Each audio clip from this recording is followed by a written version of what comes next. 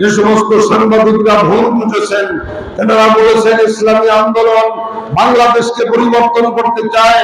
আসলে তা নয়, বাংলাদেশ তো থাকবে, কিন্তু গণপ্রজাতন্ত্রী শব্দটা বাদ দিয়ে গণকল্যাণমূলক বাংলাদেশ চাই। আপনারা এই বাংলাদেশ পাইতে গেলে, এই বাংলাদেশ প্রতিষ্ঠা করতে গেলে সামনে একটা যুদ্ধের প্রয়োজন হতে পারে। গণপ্রজাতন্ত্রী বাংলাদেশ, এটা রাজা প্রজার দেশ নয়। এদেশের রাজা আমরা, প্রজা নই। আমরা এদেশের মালিক, আমরা এদেশের কল্যাণ করতে চাই, আমরা এদেশের দেশকে গড়তে চাই। কাজেই আমরা ওই পিছনের দিকের প্রজা হতে চাই না, গণপ্রজাতন্ত্রী শব্দকে পরিবর্তন করার দাবি করেছি।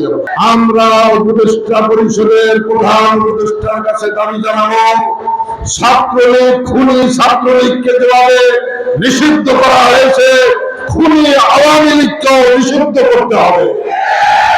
খুনি আওয়ামী লীগকে নিষিদ্ধ না করলে এদেশে নির্বাচন হবে না। খুনি আওয়ামী লীগকে নিষিদ্ধ করে পিআর পদ্ধতির নির্বাচন দিতে হবে।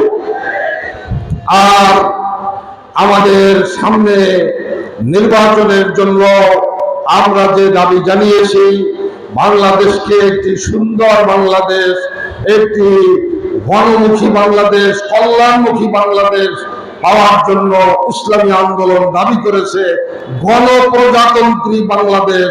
এটা রাজা প্রজার দেশ নয়,